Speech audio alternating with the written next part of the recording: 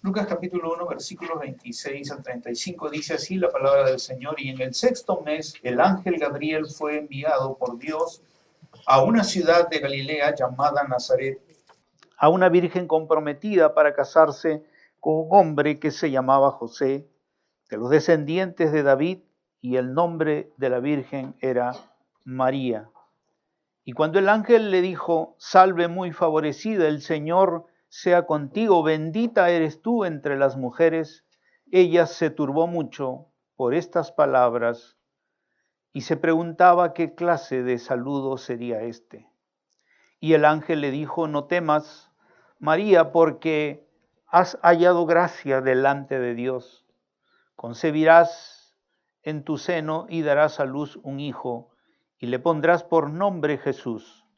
Este será grande y será llamado Hijo del Altísimo, y el Señor Dios le dará el trono de su padre David, y reinará sobre la casa de Jacob para siempre, y su reino no tendrá fin. Entonces María dijo al ángel: ¿cómo será esto, pues soy virgen? Y el ángel le respondió: el Espíritu Santo vendrá sobre ti, y el poder del Altísimo te cubrirá con su sombra. Por eso el niño que nacerá será llamado Hijo de Dios. Tu pariente Elizabeth en su vejez también ha concebido un hijo, y este es el sexto mes para ella, la que llamaban estéril, porque ninguna cosa será imposible para Dios. Y entonces María dijo: aquí tienes a la sierva del Señor, hágase conmigo conforme a tu palabra. Y el ángel se fue de su presencia. Señor, te damos gracias por esta porción de tu palabra y de tus santas escrituras, que en esta mañana, Señor, queremos meditar en ella. Oramos que tu espíritu de sabiduría, de revelación, venga sobre nosotros y, Señor, podamos entender tu verdad, podamos entenderla en nuestro espíritu y por medio de ella, Señor, podamos derribar todo argumento y todo razonamiento que se levanta contra tu conocimiento, para que podamos, Señor, agradarte en todo, llevando todo pensamiento cautivo a la obediencia de Cristo. Gracias una vez más. En el nombre de Jesús sujetamos todo nuestro ser para la gloria, la honra y la alabanza de tu santo nombre. En Cristo Jesús. Amén y amén. Hemos hecho un paréntesis en relación a las bienaventuranzas. Vamos a volver a las bienaventuranzas. Pero en esta mañana todavía seguimos en ese paréntesis. Hemos vuelto del ministerio de Jesús en relación a las bienaventuranzas, ahora al nacimiento de Jesús, el nacimiento del Rey. Quizás de repente por ahí debíamos haber empezado, ¿no? ¿Cómo nació el Rey? Pero ya que en estos meses, meses del año, el último mes del año, se recuerda el nacimiento de Jesús, es que queremos ver, como decíamos la semana pasada, las actitudes y acciones correctas ante el verdadero significado del nacimiento del Rey. Las verdaderas o las actitudes y acciones correctas ante el verdadero significado del nacimiento del Rey. Actitudes y acciones correctas, porque fácilmente nosotros nos dejamos llevar por muchas veces lo que nuestros sentidos perciben en vez de lo que nuestro espíritu debe percibir por la palabra del Señor. Nuestros sentidos son engañosos porque están bajo una naturaleza pecaminosa. Tenemos que reconocer también que tenemos dos reinos, vivimos en un conflicto de dos reinos, como nos revela las Escrituras, el reino de Dios y el reino de Satanás. Mencionado en Colosenses capítulo 1, versículo 13, como un versículo en que el Señor nos hace recordar, en Colosenses 1:13, de que justamente hemos sido trasladados del reino de las tinieblas al reino de su amado Hijo. Entonces nos revela este conflicto de dos reinos. El reino de la verdad y el reino de la mentira, el engaño, el error, la falsedad. Y tenemos que ser conscientes de esa verdad. Por eso el apóstol San Pablo también va a señalar claramente, cuando habla de las armas de nuestra milicia, dice que las armas de nuestra milicia no son carnales, sino poderosas en Dios para la destrucción de fortalezas, destruyendo especulaciones y todo razonamiento altivo que se levanta contra el conocimiento de Dios y poniendo todo pensamiento en cautivo a la obediencia de Cristo. Cuando vamos a Colosenses capítulo 2, versículo 8, la palabra nos dice que miremos que nadie nos haga cautivo por medio de sus filosofías. Una forma de cautivar el pensamiento del hombre, del ser humano, es las filosofías. Noten que la palabra es cautivar. Es como cuando la serpiente cautiva a su presa y finalmente queda envuelta bajo esa, diríamos, forma de atraer a su víctima, a su presa. Así también las filosofías pueden cautivarnos. Pero no solamente las filosofías, también las tradiciones de los hombres. Las tradiciones pueden llevar a cautivarnos, pueden llevarnos también a poner por delante de ellas nuestras propias o las verdades de la palabra de Dios en nuestra vida.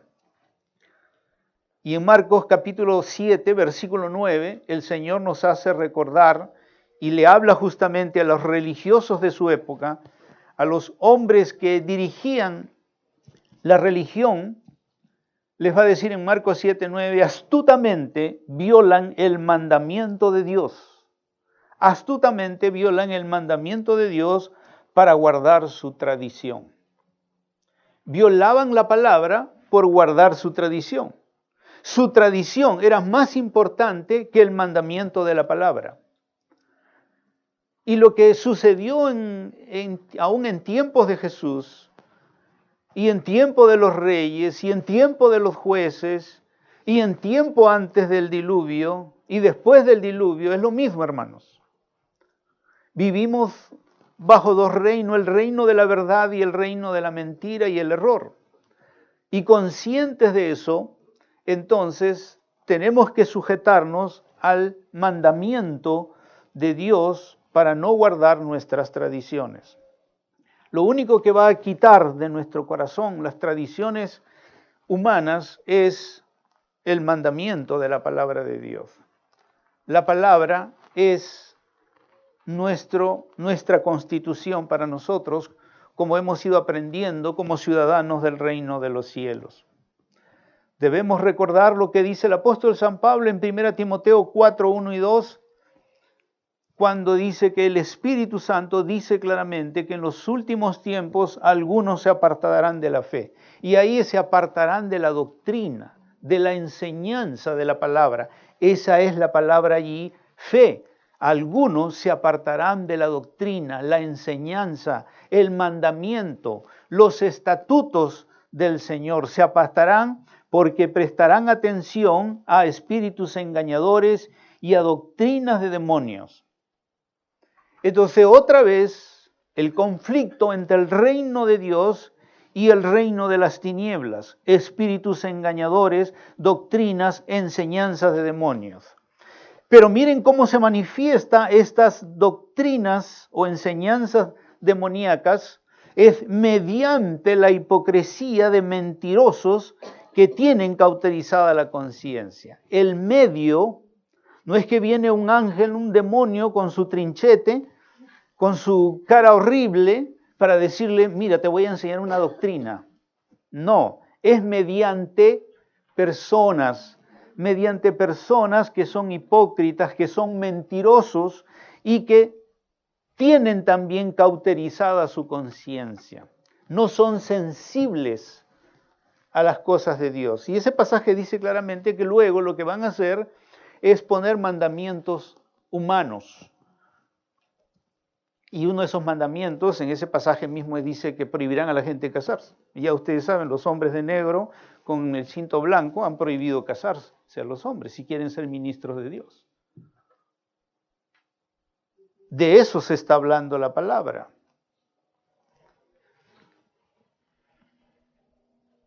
El Espíritu dice claramente, 2 Timoteo capítulo 4, versículos 3 y 4, porque vendrán tiempo, dice hablando el apóstol Pablo a la iglesia, que vendrá un tiempo cuando no se soportará la sana doctrina. Es decir, que aún en la iglesia no se va a querer escuchar la verdad de Dios. Yo me pregunto, ¿estaremos viviendo ya esos tiempos? Yo he estado en iglesias donde a mí me han prohibido predicar ciertos mensajes de la palabra. Me han dicho, usted no puede predicar por si acaso sobre esto y sobre esto. No puede predicar. Lo mismo que dice la Escritura aquí, que llegarían tiempos cuando no se soportaría la sana doctrina, no se soportaría escuchar la verdad de la palabra. Y luego el apóstol señala que también se apartarán sus oídos de la verdad y se volverán a los mitos y a las fábulas. ¿Le va a ser más fácil creer en un mito, en una fábula, que en la palabra de Dios? Y luego finalmente el apóstol Pablo en 1 Timoteo 3:15 va a decir la iglesia del Dios vivo es columna y sostén de la verdad. ¿Dónde se debe enseñar la verdad? En la iglesia. La iglesia es columna y sostén de la verdad. Ahora, la iglesia somos usted y yo. Usted debe ser columna y baluarte o sostén de la verdad. Usted debe hablar de la verdad. Usted debe vivir en la verdad. Eso es lo que está diciendo la Escritura, porque la iglesia no es un lugar físico. La iglesia somos nosotros. Cada uno de nosotros somos la casa del Señor. Somos la iglesia del Señor. Entonces, en nuestra vida debe estar la verdad. Debemos vivir la verdad.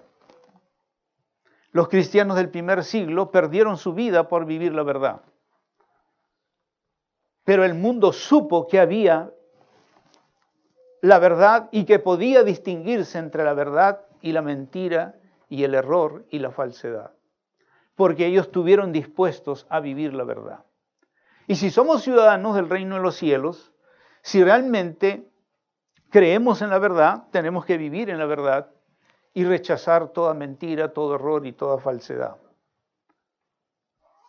Piensen ustedes en los cristianos del primer siglo. ¿Ustedes creen que ellos no sufrieron por vivir la verdad? ¿No dice la Biblia que fueron perseguidos? ¿No dice la Biblia que fueron encarcelados? Pablo mismo no era uno de ellos antes de conocer al Señor, que buscaba a los cristianos para ponerlos en la cárcel.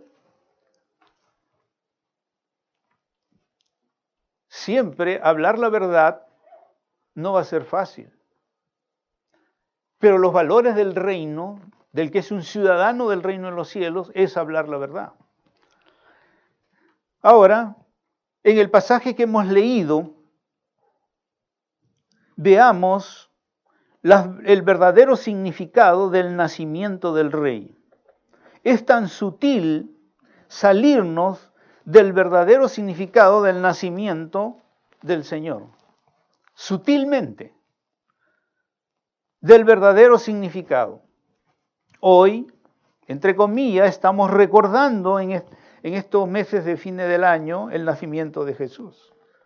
Pero es lo que la gente está ya empezando a experimentar, a pensar el verdadero significado del nacimiento del rey. Y esa es la pregunta que nosotros tenemos que hacernos y es la pregunta que tenemos que también contestarnos a nosotros mismos.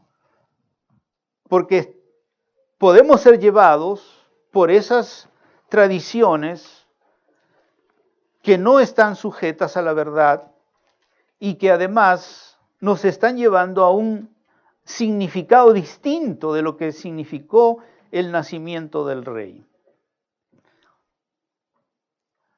El Evangelio de Lucas que hemos leído en el capítulo 1, los versículos 26 al 35, nos revelan o nos muestran que el Padre, mediante el ángel Gabriel, dice, el Padre, o por medio del ángel Gabriel a María, le reveló algunas de las características y el significado del nacimiento de Jesús. Ese es el verdadero significado. Eso es lo que debemos pensar. Eso es en lo que debe girar nuestro pensamiento, no solo en noviembre y en diciembre, sino durante todo el año. Porque si vivimos una relación con Dios, estamos y somos parte de la ciudadanía del reino de los cielos, nuestra comunión no es con un niño, sino con un rey. ¿Usted se relaciona diariamente con un niño? No, usted se relaciona con un rey. Pero estas fiestas nos llevan a pensar en un niño, no en un rey. Y aun cuando fue anunciado su nacimiento, el enfoque de la revelación de Dios fue el rey. No fue el niño, fue el rey. Y siempre ha sido el rey, a través de todo, a través de toda la Escritura, a través de todos los evangelios. Solo Mateo y Lucas, en el pasaje que hemos leído de Mateo, narran específicamente el tiempo del nacimiento de Jesús. Pero todos los demás evangelios y todas las demás cartas, hasta el último libro, que es el Apocalipsis, hablaron del rey. Del rey. Y cuando retrocedemos al Antiguo Testamento, es lo mismo.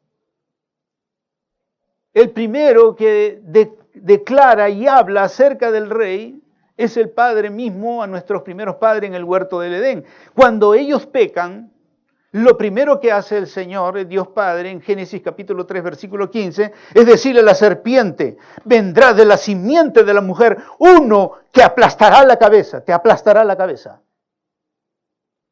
El Padre estaba anunciando el nacimiento del rey, el nacimiento de aquel que vendría para aplastar la cabeza de Satanás. Ese fue el anuncio, no fue un niño.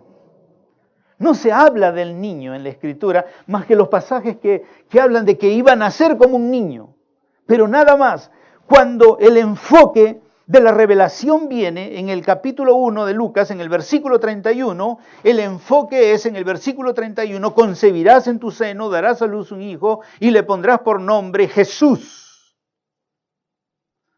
Inmediatamente de hablar del niño, automáticamente la visión que Dios nos da en la revelación del niño es su nombre. Y su nombre es Jesús.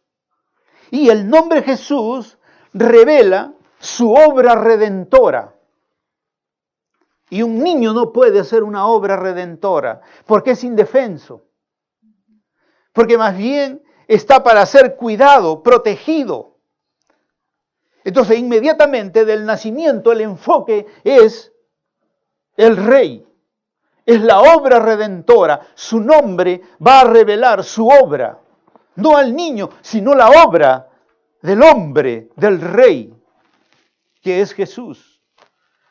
Y si nosotros vamos a la Escritura en el mismo Evangelio de Mateo, en el capítulo, por ejemplo, 11, Mateo capítulo 11, vamos a ver varias escrituras que nos enseñan el enfoque o la revelación del nombre que se le da al niño, que es Jesús. En el capítulo 11, en los versículos 27, dice, y todas las cosas, dice el Señor Jesús, me han sido entregadas por mi Padre, y nadie conoce al Hijo sino el Padre, y nadie conoce al Padre sino al Hijo, y aquel a quien el Hijo se lo quiere revelar. Su misión era revelar. La misión de Jesús, revelar al Padre, dar a conocer al Padre. Un niño no nos puede dar a conocer al Padre, hermano. Un niño necesita ser atendido, instruido, criado. Pero solo el hombre, el Rey Jesús, podía revelar al Padre.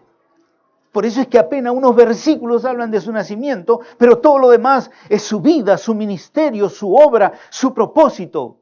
Su misión aquí en la tierra está llena la Escritura de eso. Pero sin embargo hoy en día de lo que se habla es del niño, del niño, del niño, del niño, del niño. Entonces, el diablo sutilmente ha llevado a la gente a pensar en el niño y no en el Salvador, no en el Rey. Porque todo el énfasis está en el niño. Y si ustedes se ponen a pensar, aún es una celebración ridícula. ¿Saben por qué? Porque cuando usted y a mí nos celebran nuestro cumpleaños, no nos ponen pañales para celebrarnos nuestros cumpleaños. O a algunos de ustedes les celebran el cumpleaños, vamos a celebrar el cumpleaños de la hermanita, y agarran y le decimos que venga en pañales. O la ponemos sus pañales aquí para celebrarle su cumpleaños. Es ridículo. Ni siquiera en eso nos hemos puesto a pensar. Pero no pensamos eso y seguimos la corriente, la filosofía y las tradiciones de los hombres, de los religiosos, de los que tienen cauterizada la conciencia y que nos han mandado a celebrar algo que no tiene nada que ver con Jesús. En el capítulo 11 de Mateo, en el versículo 28, el mensaje de Jesús: vengan a mí, todos los que están cansados y cargados, y yo los haré descansar. En el Evangelio de Lucas, en el capítulo 19, en el versículo 10, las citas están allí, las citas están por aquí, ahí arriba, Mateo 11, 27, Lucas 19, 10. En el capítulo 19, en el versículo 10 del Evangelio de Lucas, el Señor va a hablar de su obra, de la razón por la cual Él nació. Y en el 19:10 va a decir: porque el Hijo del Hombre ha venido a buscar y salvar lo que se había perdido. Nosotros no miramos en Navidad el que vino a buscar y salvar lo que se había perdido. Miramos al niño, miramos el pavo, miramos los regalos, miramos la cena. Todo miramos de una celebración menos que Él vino a buscar y salvar lo que se había perdido. O usted han visto un cartel que usted entra a un comercio, ¿no?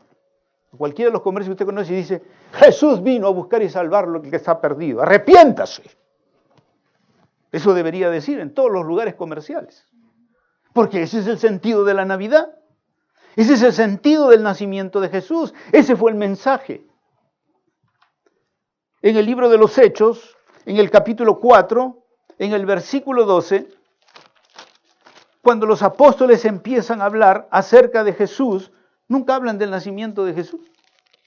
¿Usted encontrará en algún momento que en el libro de los Hechos se habla de que Jesús nació?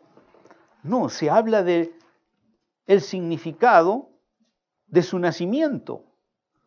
Y el significado de su nacimiento está en el capítulo 4, por ejemplo, en el versículo 12, cuando ellos dicen y proclaman: en ningún otro hay salvación, hablando de Jesús, en ningún otro hay salvación, porque no hay otro nombre bajo el cielo dado a los hombres en el cual podamos ser salvos. Ese era el mensaje. Nunca hablaron ni el niño, y que el pesebre, y que la celebración, y que la fiesta. Nada, no aparece nada en la Biblia acerca de eso. Y cuando vamos al capítulo 5, el versículo 31 del mismo libro de los Hechos, encontramos otra vez anunciando a Jesús, a los apóstoles, en el 5:31, y diciendo: el Dios, Él, y a Él, a Jesús, Dios lo exaltó a su diestra como príncipe. Nosotros, mientras estamos celebrando al niño, ¿no?, mirando al niño, y mientras la Biblia está diciendo que a Él, Dios lo exaltó a su diestra como príncipe, como salvador, para dar arrepentimiento y perdón de pecado. Mientras Dios nos dice: miren al rey, nosotros miramos al niño. Totalmente opuesto. Hemos perdido el verdadero sentido y significado del nacimiento de Jesús.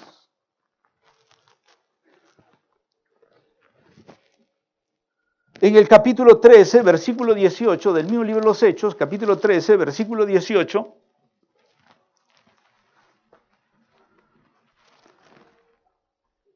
perdón, 13:38, dice: y ahora se está hablando otra vez de Jesús. Y en el versículo 38 dice, por tanto, hermanos, sepan que por medio de Él, de repente era este un sermón de diciembre, ¿no? Y le estaban diciendo, hermanos, sepan que por medio de Él, de Jesús, es anunciado el perdón de pecados. Nada de pavo y fiesta. Anuncien el perdón de los pecados. Díganle a la gente, hermanos, eso es lo que deben de hacer. Y cuando vamos al libro de Hebreos, en el capítulo 7, en el verso 25, Hebreos 7, 25, tenemos otras citas que nos hablan acerca de el ministerio de Jesús.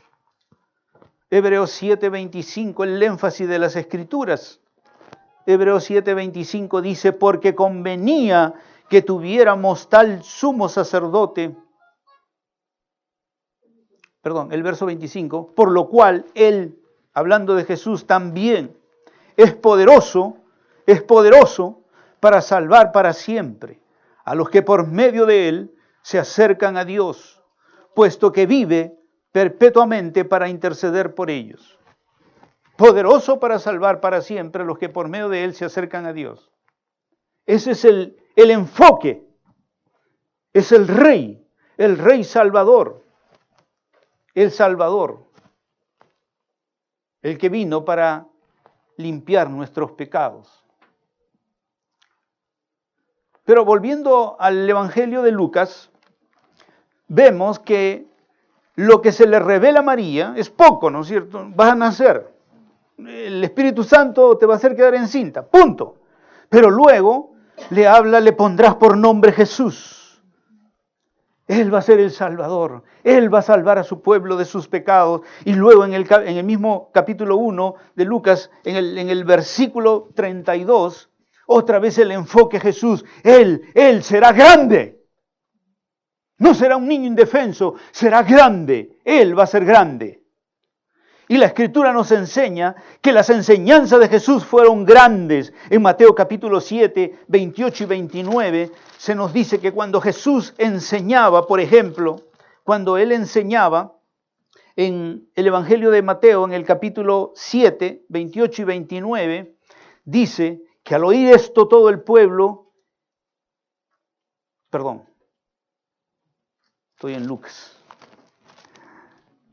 En capítulo 7, versículos 28 y 29, dice que, 28 y 29, que cuando Jesús terminó de hablar, de compartir la palabra, las multitudes se admiraban de su enseñanza, porque les enseñaba con uno que tiene autoridad y no como los escribas.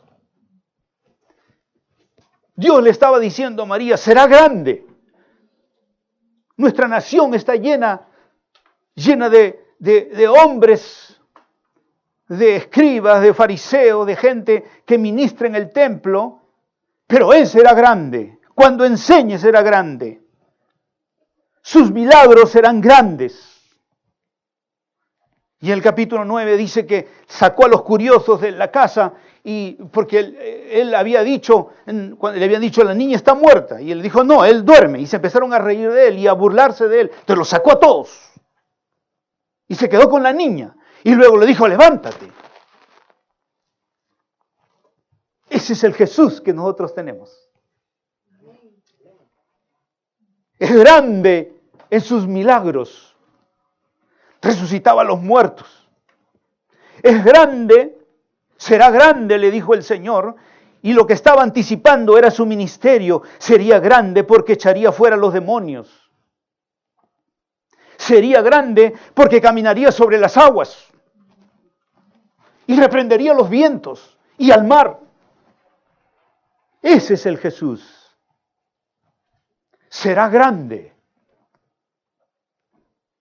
Y en el versículo 32, no solamente le dice será grande, volviendo a Lucas capítulo 1, en el versículo 32, sino que además en el mismo versículo le dice será llamado Hijo del Altísimo. ¿Sabe quién es el Altísimo en la Biblia? Es el Padre.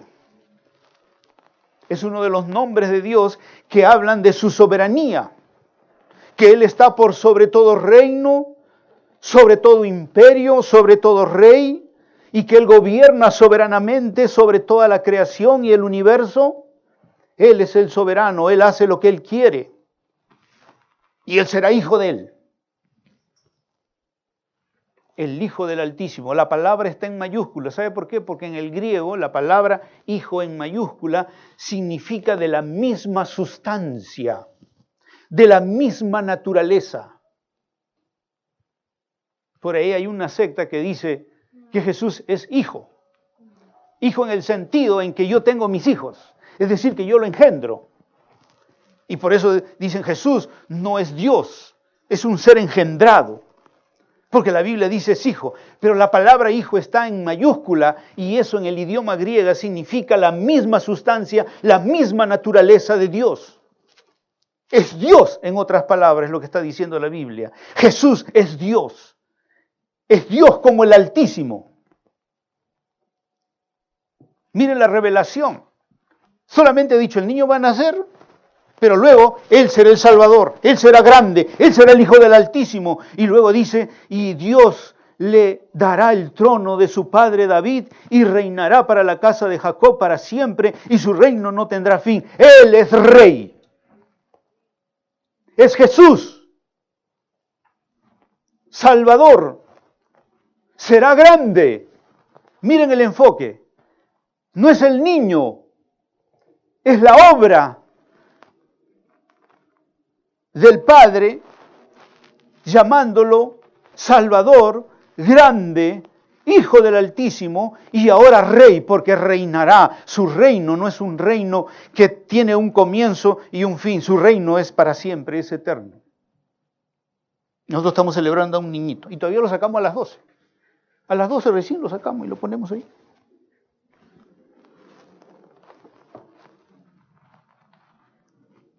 Y luego también se nos menciona en el versículo 35 del mismo pasaje. Y el ángel le dijo, el Espíritu Santo vendrá sobre ti, y el poder del Altísimo te cubrirá con su sombra, porque por eso el niño que nacerá, y otra vez el enfoque es la obra, la vida, el ministerio, el carácter de ese niño que será grande, hijo del Altísimo, hijo de Dios. ¿Se dan cuenta del enfoque? Miren, va a nacer, pero su nombre será Jesús, Salvador. Será grande. 2. 3. Será hijo del Altísimo. 4. Es rey. 5. Es hijo de Dios. 5 cosas contra solamente el hecho que va a nacer. Enfocado en la persona y la obra de quién es ese niño, y no en el niño. Pero todo lo que se celebra en el día de hoy es el niño. El niño. Se le esconde, se le saca a las 12 y se le pone. Todo está enfocado en el niño. El árbol para el niño, pues se le pone ahí, ¿no? El pesebre para el niño. Por eso es que finalmente la gente termina en cualquier cosa menos en poder entender el verdadero significado de quién fue el que nació. La gente no sabe cuál es el significado de quién nació. Lo único que sabe es el regalo, el pollo, el pavo, la cena, los regalos. Todos están preocupados por eso. Pero nadie entiende el verdadero significado. Nadie. Ni aun los cristianos, porque también están preocupados en lo mismo. Y en vez de estar llenos del Espíritu Santo, tienen el espíritu de la Navidad. Si no estamos con el Espíritu, si nuestra vida no es llena del Espíritu, ¿quién es el espíritu de la Navidad? ¿Se ha puesto a pensar en eso? ¿Quién es el espíritu de la Navidad? Es un espíritu satánico. Porque está enfocado en algo que no es la verdad, ni está enfocado en el significado del nacimiento de Jesús. Entonces es un espíritu de error, un espíritu de mentira. Ahora, ¿cuál es la respuesta de María? Vas a concebir, vas a tener un niño, pero él será Jesús, será grande, será el Hijo del Altísimo, será Rey, será el Hijo de Dios. ¿Cuál es la respuesta de María? Según el versículo 28 y 29, cuando oyó las palabras, dice que tuvo temor y se asombró ante la revelación. Temor. ¿Usted ha visto algún cristiano celebrar la Navidad con temor? No, es con fiesta. No es con temor, no es con asombro. Pero lo que María tuvo ante la revelación fue temor y asombro. Primera cosa, versículo 28 y 29. Segunda cosa, en el versículo 34 y 35, no dudó, sino creyó en lo que el ángel le dijo. Yo no sé si ustedes están creyendo en lo que les estoy predicando, pero ella sí creyó. Ella se enfocó en el Salvador, se enfocó en que el ministerio de él será grande, será hijo del Altísimo, será rey, será hijo de Dios. En eso se enfocó. Y cuando nació Jesús, porque este es el preanuncio del nacimiento, cuando nació no había pavo, no había árbol, no había regalos, nada ahí en ese pesebre, nada de eso.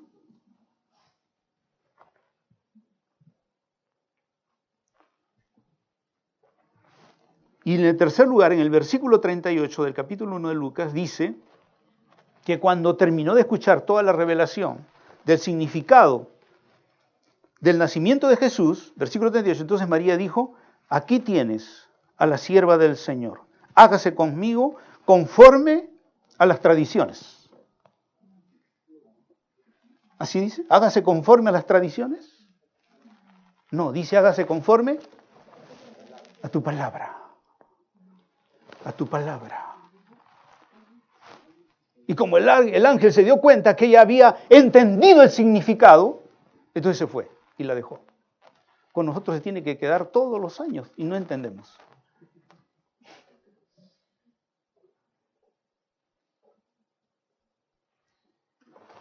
Ella entendió el significado. No se preparó para un nacimiento como nosotros celebramos el día de hoy. No hubo ningún tipo de celebración. En Mateo capítulo 1, vamos a ver la otra parte. Esos son los únicos dos pasajes que hablan sobre el nacimiento de Jesús. Después no lo va a encontrar ni en las cartas, ni en ninguna parte más. ¿Qué es lo que nos menciona el libro de Lucas? Perdón, el libro de Mateo en el capítulo 1, versículos 18 al 25.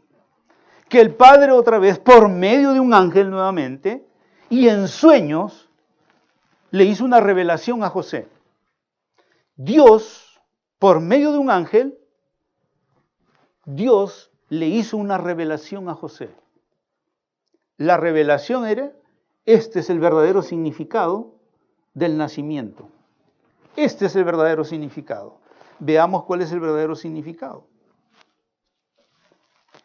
En el versículo 21, ahí en sueños, el ángel le dice a José, y dará a luz, hablando de, ¿verdad?, de su comprometida, y dará a luz un hijo, y a él le dice, en el anterior, el ángel le dice a ella, le pondrás por nombre, a ella. Ahora es el ángel a José, es diciéndole, le pondrás, tú, José, le pondrás por nombre Jesús. Y a él sí le da el significado que no está en María. Cuando le da a María solo le dice, su nombre le llamarás Jesús. Pero aquí a José sí le dice, no solamente le dice, le pondrás su nombre Jesús, sino que le da el significado. Y el significado es, él salvará a su pueblo de sus pecados. El enfoque no está en el niño, es lo que Jesús va a hacer. Va a ser el Salvador. Es el que va a salvar a su pueblo de sus pecados. Ahora, meditemos en eso. ¿Cuál es la condición de la humanidad según las Escrituras? La condición de la humanidad es que la humanidad está viviendo fuera de los propósitos originales de Dios.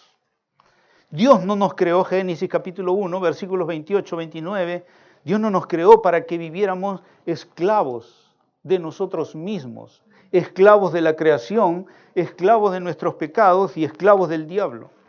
Dios no nos creó para eso. Cuando Dios creó al hombre, Génesis capítulo 1, versículo 28, es para que fuera imagen y semejanza de Dios, y en esa imagen y semejanza de Dios, Dios le dijo a nuestros primeros padres: dominen mi creación. Ahí está en Génesis 1, 28. Dominen mi creación. Y la palabra dominio en el hebreo es reinen, sean reyes sobre mi creación, dominen mi creación. Ahora, una planta de coca domina al hombre a través de la droga. Una planta de cebada domina al hombre a través del licor. Una planta de la vid que es procesada domina al hombre a través del alcohol, a través del vino, a través del pisco sour. Ya el hombre no domina. Dios lo creó para ser rey, para dominar, para gobernar sobre la creación, pero ahora él es esclavo de la creación. Él es esclavo del oro, la plata, las piedras preciosas. Se rinde ante las riquezas. Por eso por eso el diablo quiso tentar a Jesús de la misma manera, ¿no? Lo llevó a un lugar y le mostró todos los reinos y le dijo: mira, todo eso tengo yo, si quieres, si te postras y me adoras, te lo doy. El hombre es esclavo de lo que Dios lo había puesto por rey. Es esclavo del pecado, es esclavo de sus pecados, es esclavo de su naturaleza pecaminosa. El hombre es un esclavo, muertos en sus delitos y pecados, siguiendo al príncipe de este mundo, destituido de la gloria de Dios. No hay justo ni a uno. Esa es la condición del hombre. Y por eso el nombre de aquel niño iba a ser Jesús. Él salvará a su pueblo de sus pecados. Porque el hombre es pecador, la humanidad ha pecado, se ha apartado, está destituida de la gloria de Dios, no está bajo el propósito de Dios, no está viviendo en el propósito original de Dios, está muerto en sus delitos y pecados, siguiendo al príncipe de este mundo. Él vino para salvarnos y sacarnos de esta condición y restaurarnos al propósito original. Ese es el verdadero significado del nacimiento de Jesús. Y la Biblia declara que Él nos ha hecho libres por ser nuestro Salvador. Mateo 1:23. ¿Qué más le fue revelado por Dios mediante un ángel a José? Primero, ese niño va a ser Salvador, el Salvador. Su nombre va a ser Jesús. Él salvará al pueblo de sus pecados. Él no vino para que le hagan fiesta. Una fiesta de cumpleaños, por lo menos. Ahora, en el versículo 23, el ángel le va a dar otra revelación del nombre de otro de los nombres, y en el 23 dice: y aquí la Virgen concebirá y dará a luz un hijo, y le pondrán por nombre Emmanuel, que traducido significa Dios con nosotros. ¿Cuál es el significado del nacimiento de Jesús? Que Dios mismo se haría carne. Y Él mismo estaría con nosotros. Antes había enviado profetas. A través de todo el Antiguo Testamento, Dios había enviado profetas, hablado por profetas. Ahora Él mismo venía. Dios con nosotros. No era otro ser creado, era Dios mismo.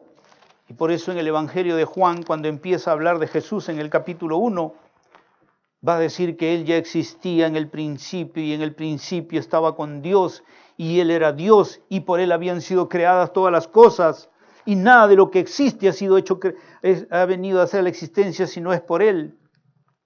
Verso 4, Evangelio de Juan 1:4, dice: en Él estaba la vida. Y luego, después de describir la preexistencia de Cristo, en el verso 14 del 1:14 de Juan va a decir: y el verbo, es Cristo, se hizo carne y habitó entre nosotros, se hizo carne, habitó entre nosotros, vimos su gloria, gloria como del unigénito del Padre, lleno de gracia y de verdad. Dios con nosotros. ¿Dios con nosotros en Navidad? La gente está preocupada en todo, menos de que Dios está ahí en su casa.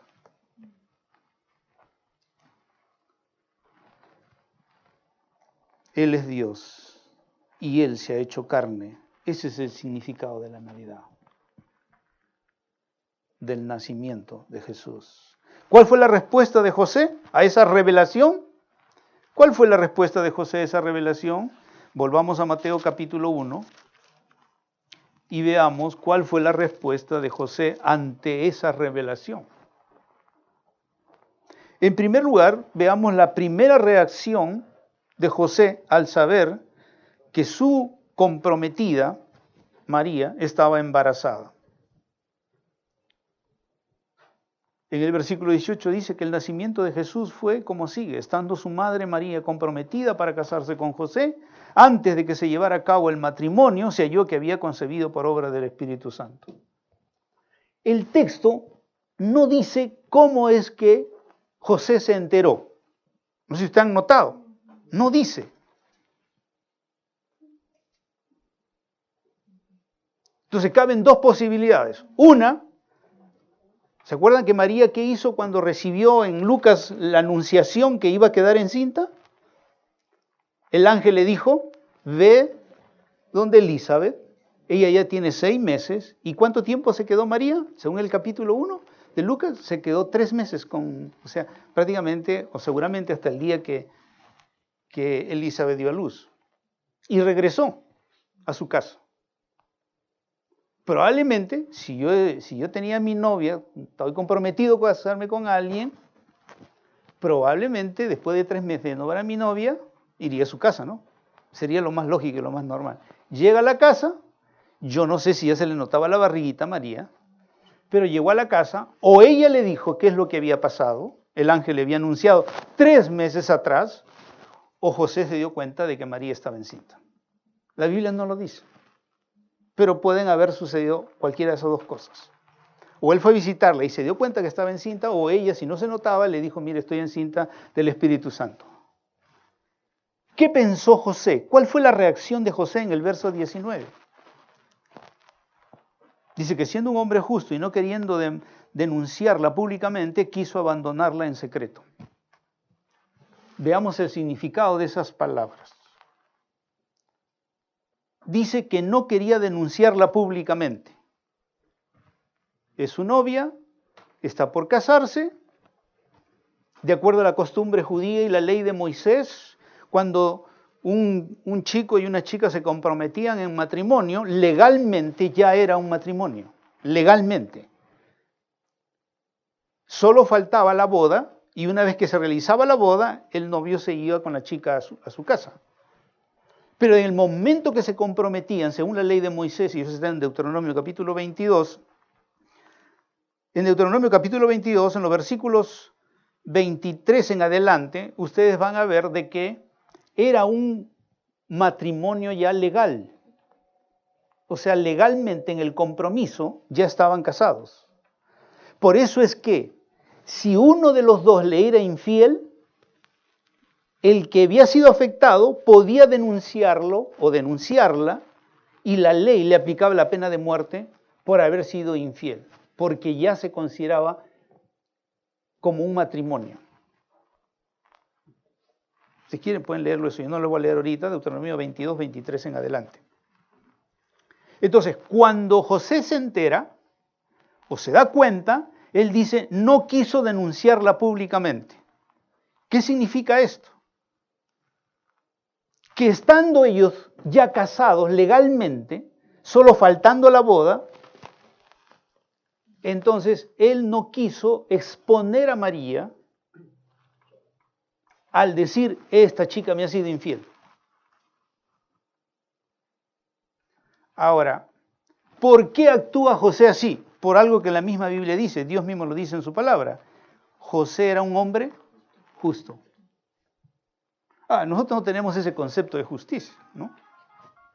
Nosotros no tenemos eso, y también estamos totalmente desubicados en la palabra. Nosotros queremos justo, es más bien de sacar a la luz lo que ella ha hecho, pero él no quiere. Él es justo, según la declaración de Dios, porque eso no es una declaración de hombre. Dios está diciendo que José era justo. Pero en esa justicia no quería exponer a María a la vergüenza de que supieran que ella le había sido infiel. Otra cosa es que lo que menos quería, no solamente eso, sino que luego dice de que quiso abandonarla en secreto. ¿Qué significa eso? Abandonarla en secreto. Si estaban comprometidos, legalmente casados, y ella estaba embarazada de alguien que él no sabía quién era, que no era él, entonces la otra cosa era, era también darle una carta de divorcio, porque ya estaban legalmente casados, según la ley. Entonces, en secreto, para que ella no muera bajo el juicio de la ley, el hombre podía darle una carta de divorcio. Le daba la carta de divorcio y ella no era apedreada, no moría por infiel.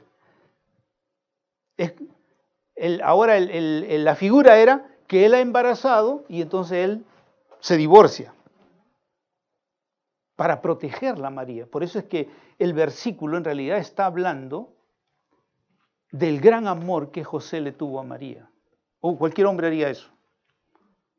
Él estaba convencido que ella le había sido infiel, porque estaba encinta, pues ¿qué menos podía pensar?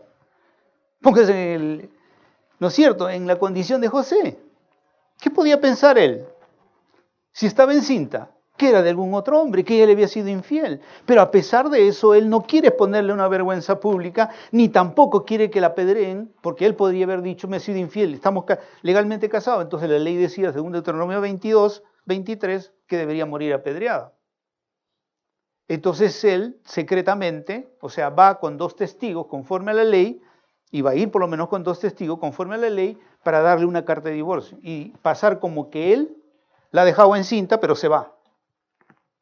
O sea, en todo momento José trató de proteger a María, a pesar de que él pensaba que ella le había sido infiel.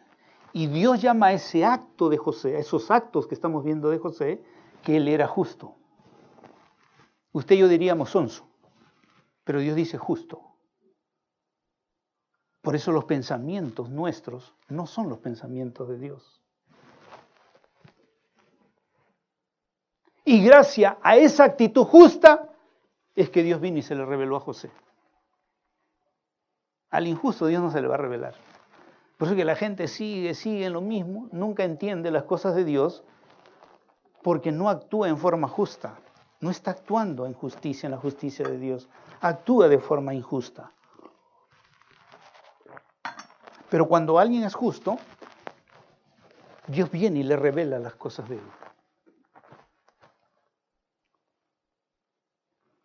Entonces quería abandonarla secretamente, significa que quería librarla de la ley y le daría carta de divorcio con 2 testigos y así rompería el compromiso legalmente. Las acciones de José revelan ese amor profundo por María, también un carácter prudente, un carácter misericordioso, un carácter o una vida sin rencor en su corazón y presto para perdonar. Porque en realidad lo que está haciendo, según lo que él pensaba, si le había sido infiel, él la estaba perdonando de esa manera.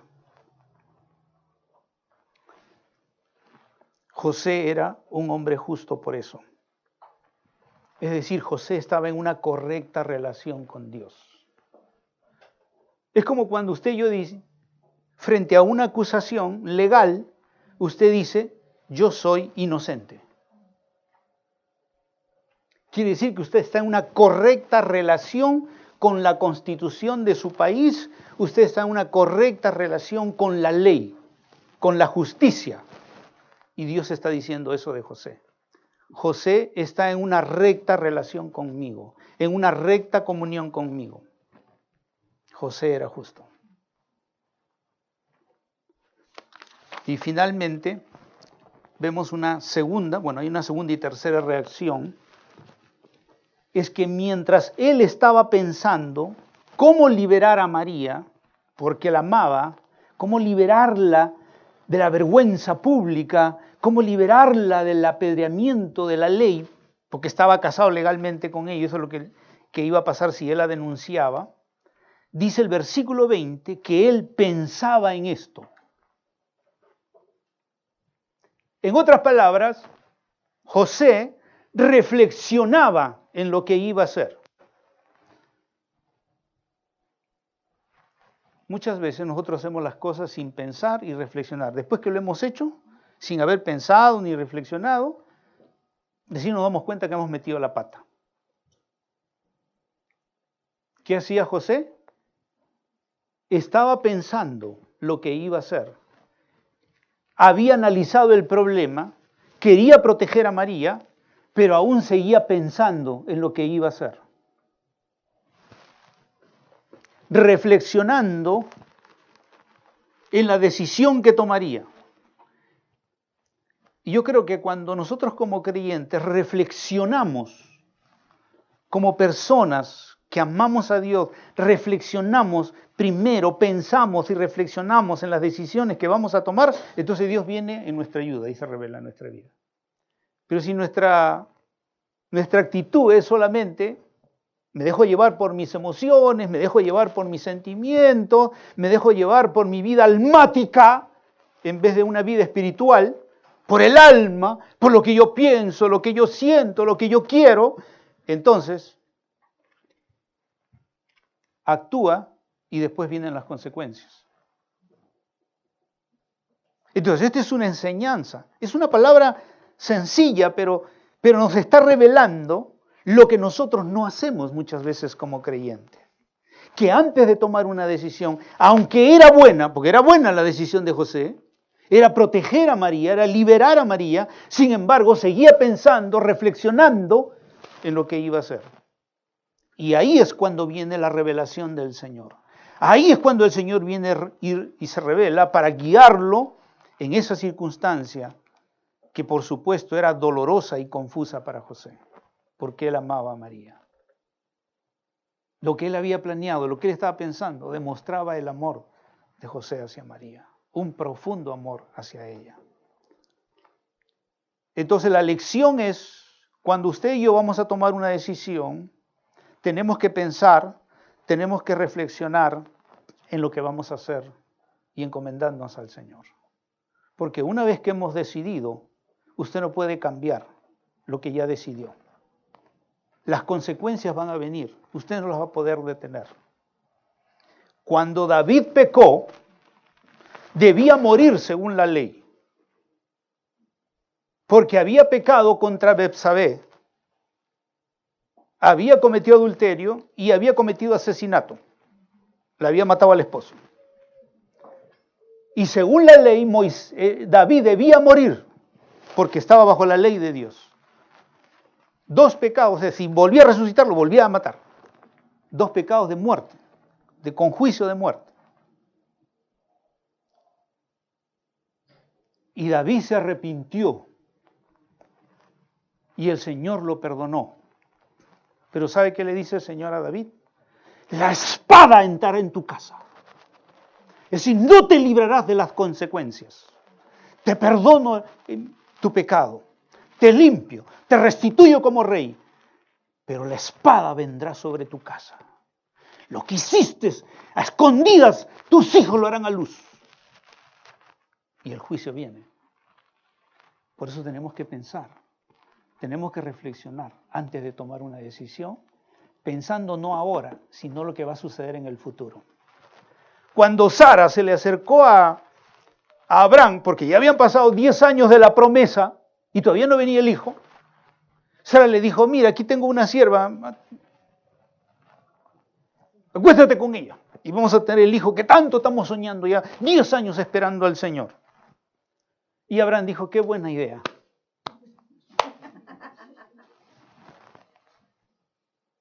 Y engendró en Agar a Ismael.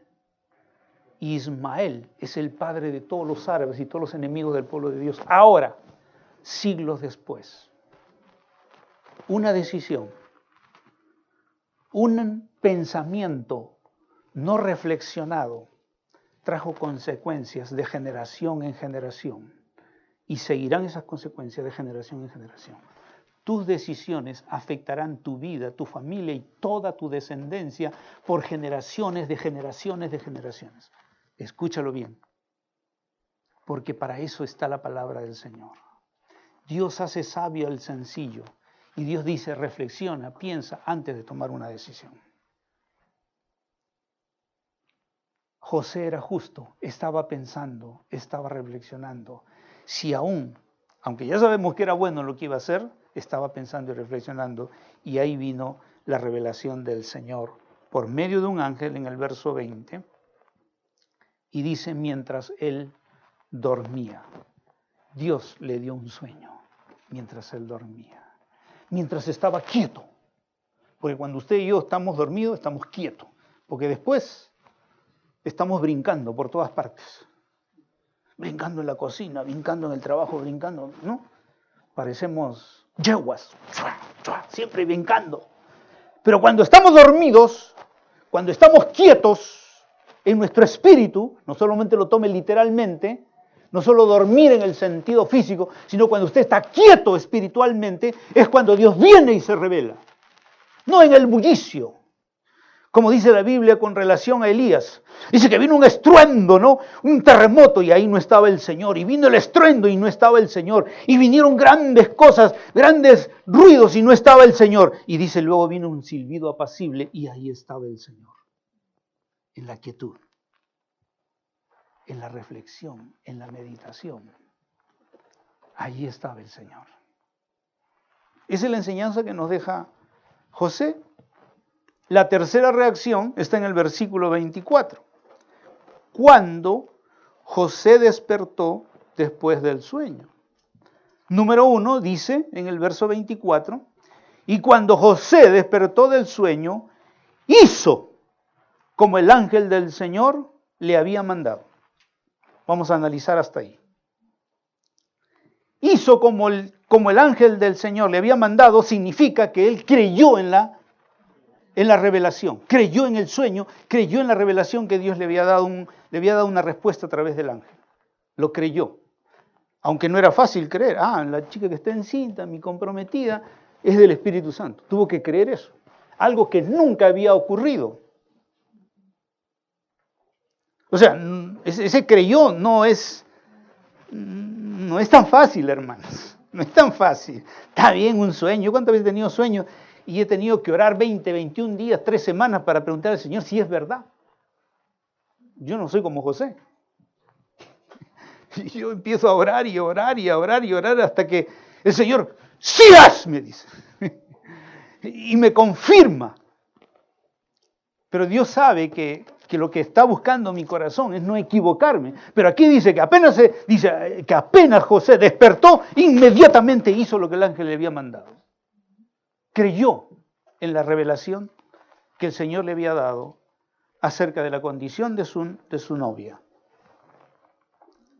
Segundo lugar, creyó quién era el niño que nacería. No está allí. Eso vino cuando estaba adorando al Señor.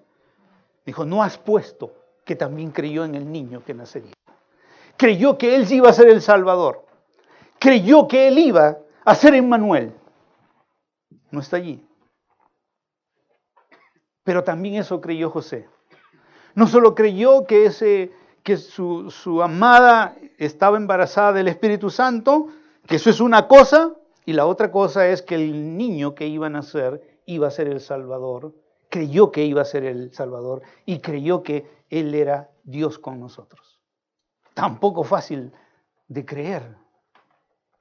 No había ninguna vez que Dios se hubiera manifestado y hubiera dicho, estoy aquí en carne. Dios sí, se apareció en el Antiguo Testamento, lo que se llama la teofanía. Se apareció muchas veces. Pero era la primera vez que Dios se iba a manifestar en carne. Y que Dios mismo, no por medio de profetas, no por medio de sueños, visiones, teofanías o diferentes cosas, sino Él mismo iba a venir. Difícil de creer. Es como quizá hoy día para el cristianismo. Jesús dijo que Él iba a volver, que así como los apóstoles y la gente lo vio subir al cielo, Los ángeles dijeron, así como lo han visto ir al cielo, así volverá. Y la iglesia, nosotros tenemos que creer que Cristo va a volver por segunda vez. Pero ya no va a venir como un niño. No va a venir en pañales, hermanos, como lo celebra el mundo el día de hoy. Él va a volver, según Apocalipsis 19, como Rey de Reyes. Dice que en su vestido está manchado de sangre y hay un título que dice Rey de Reyes y Señor de Señores. Y Juan revela a Jesucristo como es en este momento. No tiene nada que ver con la celebración de la Navidad. La revelación que se da de Jesús es de un rey en los cielos. Y es un rey cuya revelación a cualquiera de nosotros nos estremece o nos debería estremecer. En Apocalipsis capítulo 1, en el versículo 5, hablando de Jesucristo, Apocalipsis 1:5, el apóstol Juan dice, el testigo fiel, el primogénito de los muertos, el soberano de los reyes de la tierra, el que nos ama, nos libró de nuestros pecados con su sangre. Pero miren la percepción de Juan, del apóstol Juan, cuando él escribe el libro de Apocalipsis, dice Jesucristo, el testigo fiel, el primogénito de los muertos, el soberano de los reyes de la tierra. Y luego en el versículo 10, Juan tiene una visión de Jesús. Y en el versículo 10 dice, estaba yo en el Espíritu en el día del Señor y oí detrás de mí una gran voz como sonido de trompeta. La voz de Jesús es como el sonido de trompeta que le decía, escribe en un libro lo que ves y envíalo a las 7 iglesias. Verso 12 dice que Juan se volvió para ver de quién era la voz que hablaba conmigo y al volverme vi 7 candelabros de oro. Y en medio, versículo 13, de los candelabros vi a uno semejante a hijo de hombre, o sea, alguien como un ser humano, vestido con una túnica que llegaba, no tenía pañales, vestido con una túnica que llegaba hasta los pies. Ese es el Cristo que está ahora sentado a la diestra del Padre. Llegaba hasta los pies y ceñido por el pecho con un cinto de oro. Su cabeza y sus cabellos eran blancos como la blanca lana, como la nieve. Sus ojos eran como llama de fuego. Sus pies se parecían al bronce bruñido cuando se le ha hecho refulgir en el horno. Y su voz era como el ruido de muchas aguas. Y su mano derecha tenía 7 estrellas y de su boca salía una espada aguda de 2 filos. Su rostro era como el sol cuando brilla con toda su fuerza. Y por eso dice Juan en el verso 7, y cuando lo vi caí como muerto a sus pies. Si usted y yo tuviéramos una percepción del Cristo, el Cristo de ahora, le parecería ridículo celebrar a Jesús en pañales, porque ese no es el Cristo de la Biblia ya. Fue el medio por el cual vino a este mundo, pero el Cristo verdadero es el que está aquí revelado en las Escrituras, al que usted y yo no podríamos resistir su presencia si Él viniera aquí. Yo siempre en cada culto le digo al Señor, Señor, ven y manifiéstate. Pero a la vez digo, pero déjanos con vida, si te manifiestas. Porque si Dios se manifestaría, bueno, yo no sé cómo está su corazón, pero Dios dice en su palabra que Él discierne los pensamientos y también conoce las motivaciones del corazón. Podríamos caer fulminados por nuestro pecado en la presencia de Dios si Él se manifestara, como Él es, así como está acá. No podríamos resistir. José creyó en la revelación de Dios, que la concepción de María provenía del Espíritu Santo. Creyó quién era ese niño y por qué había venido a este mundo. Entendió el verdadero significado del nacimiento de Jesús. Salvador y Dios con nosotros. En tercer lugar, obedeció con diligencia. Pues dice en el verso 24, y cuando José despertó del sueño, hizo como el ángel del Señor le había mandado. Es decir, despertó, inmediatamente hizo, llevó a cabo con diligencia lo que el ángel le había mandado, que era la revelación de Dios.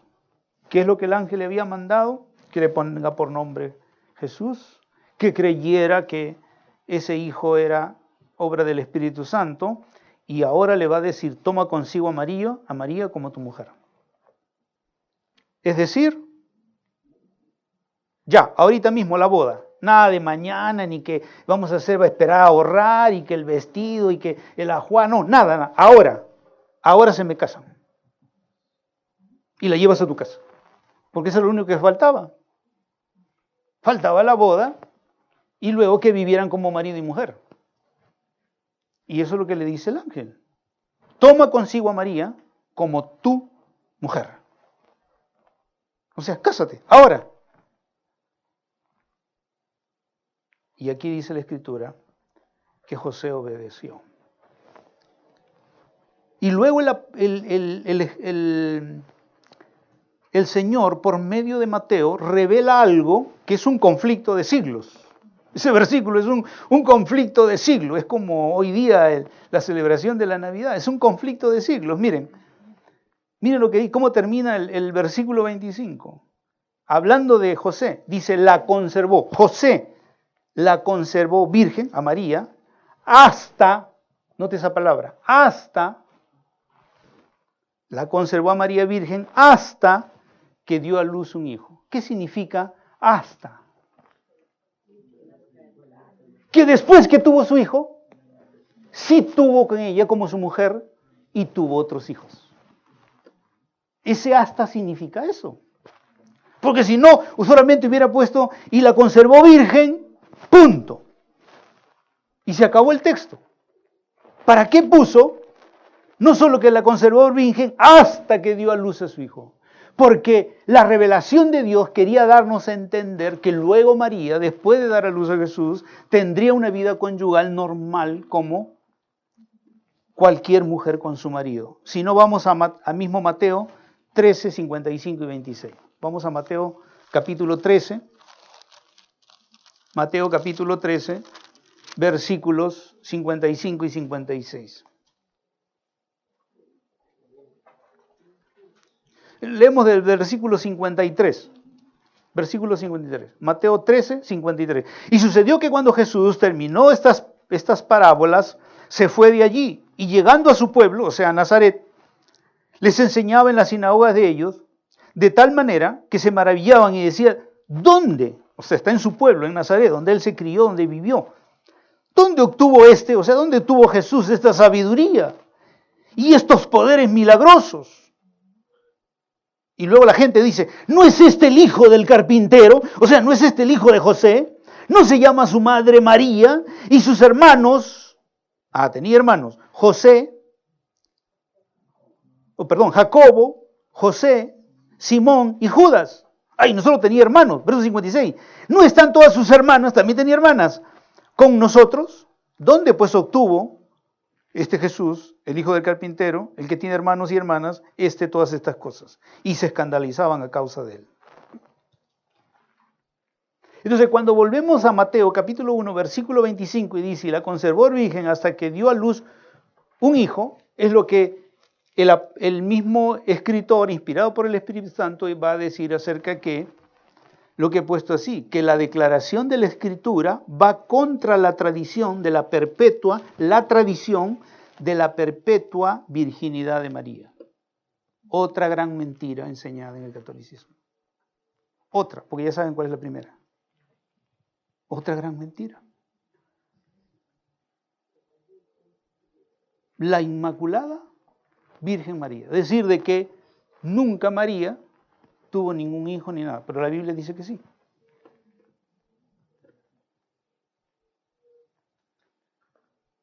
el propósito de Dios se cumplió en María y luego ella tuvo una vida conyugal como cualquiera. ¿Por qué? Porque el igualarla o decir que por la tradición que ella perpetuamente fue virgen, luego salió la doctrina de que María es corredentora con Cristo. O sea, ella también redime. Y es más, todos tenemos que pasar por ella para que Jesús nos pueda redimir. Pero es al revés. Jesús dijo, yo soy el camino. No dijo María es el camino para llegar al Padre. Dijo, yo soy el camino, yo soy la verdad y yo soy la vida. Ninguno viene al Padre si no es por María. No, ninguno viene al Padre si no es por mí. Pero se dan cuenta cómo una tradición, cómo querer en una tradición, en una mentira, luego nos lleva a otras mentiras. Y finalmente vivimos la mentira y guardamos la tradición de una mentira. Eso es lo que sucedió con el tiempo. Una enseñanza por medio de una tradición que es mentira. Ahora, les voy a decir algo más, y con esto termino. Es con relación al niño.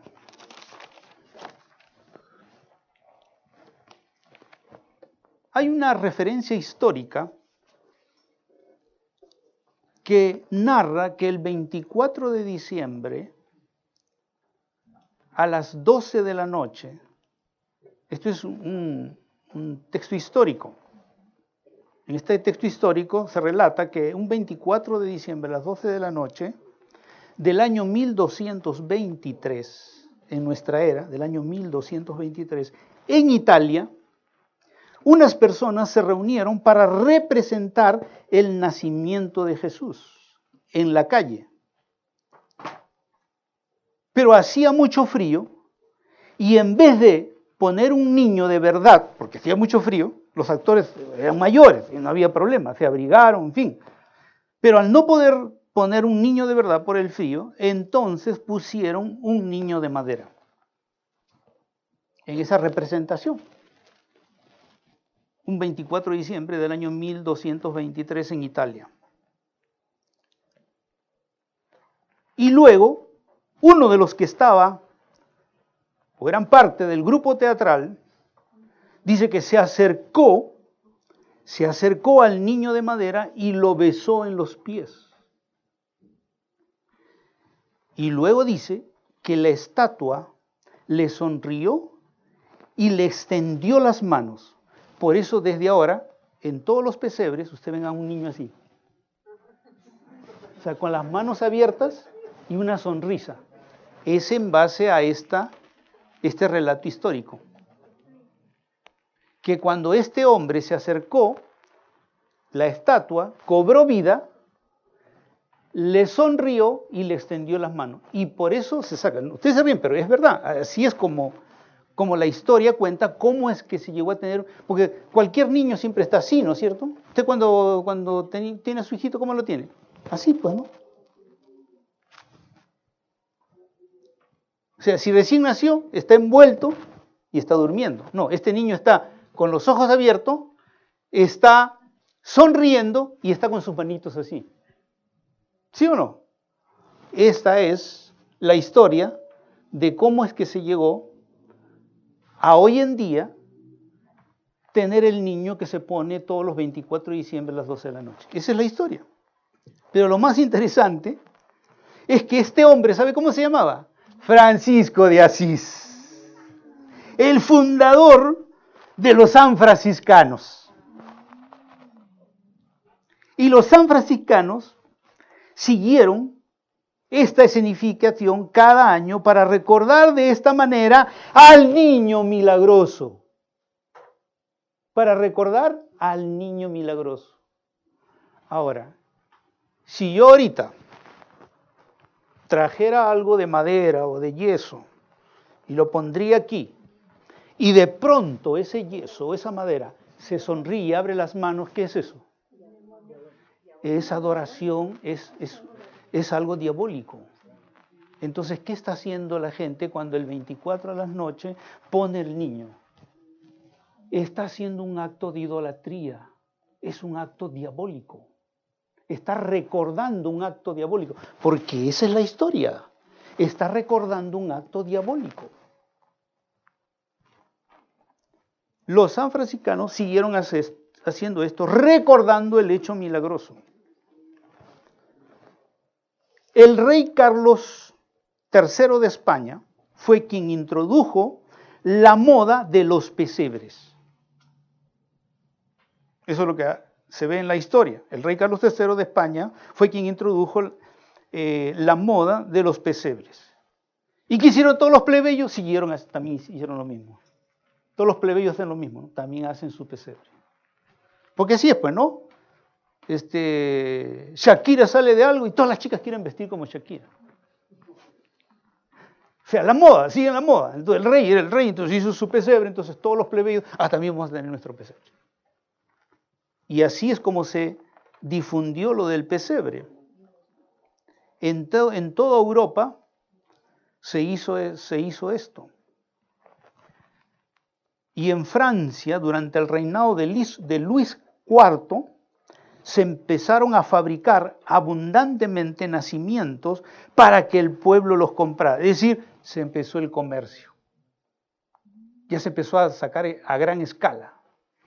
Esto figura en Francia durante el reinado de Luis IV, se empezaron a fabricar, y adivinen quiénes. Los mismos que habían promovido este acto idolátrico. Los pesebres, según la tradición, dice que fueron traídos a las nuevas costas, al Nuevo Mundo, por los frailes que vinieron con los conquistadores. Y así es como llegó a nuestro tiempo.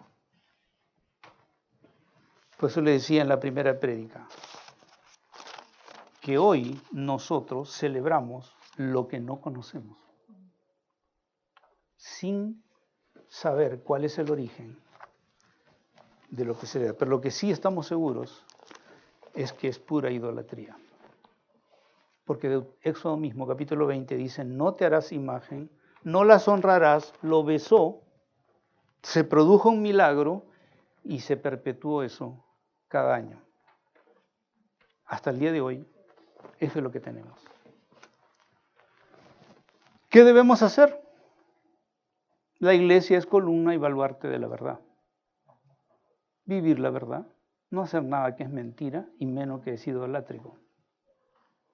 Los árboles tienen origen idolátrico.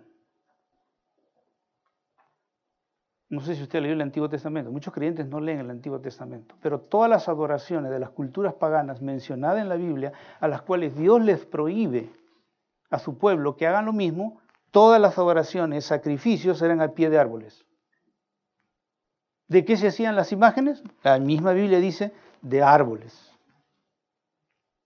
Les muestro un pasaje. Estamos estudiando Jeremías con un grupo los jueves en las mañanas. Ahí en Jeremías, en el capítulo 10, hay un pasaje que explica muy bien esto, de las costumbres de las naciones.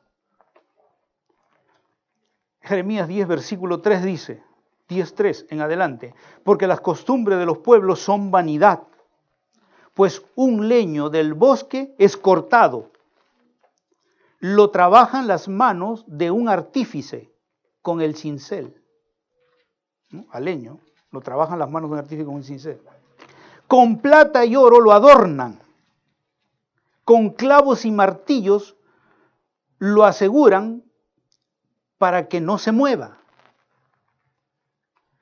Como los espantapájaros de un pepinar, sus ídolos no hablan. ¿Ustedes han visto los espantapájaros, no? Que ponen, dice, así son. Y luego dice,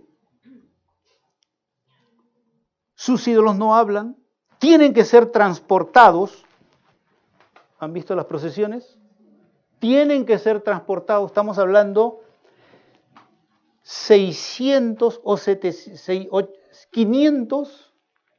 580 y tantos antes de Cristo, ya habían esas costumbres, que el Señor le llama costumbre de los pueblos son vanidad. Su ídolo no hablan, tienen que ser transportados porque no andan, no les tengan miedo porque no pueden hacer ningún mal, ni tampoco hacer ni bien alguno. Miren ahora en el verso 8. Pero ellos aún son torpes y necios en su enseñanza de vanidades. Dios los llama torpes, necios y enseñanzas de vanidades. Pues su ídolo es un leño. Verso 9. Plata laminada extraída de Tarsis y oro de Ufaz. Ese ídolo es obra de un artífice y de la mano de un orfebre. Su vestido es morado. Dice que es morado. Estamos hablando 500 años antes de Cristo, que naciera Cristo. Ya Dios estaba denunciando estas costumbres de los pueblos paganos.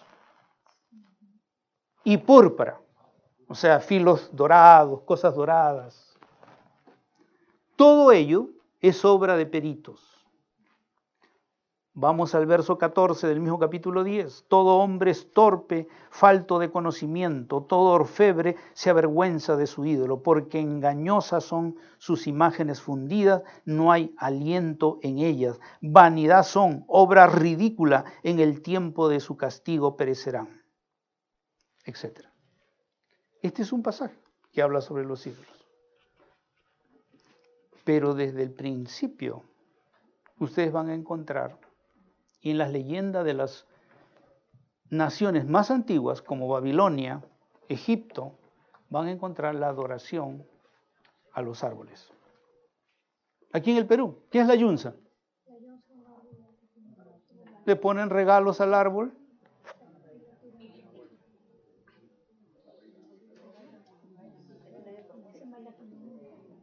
La adoración a los árboles está en todas las culturas más antiguas. La adoración al sol está en todas las culturas más antiguas.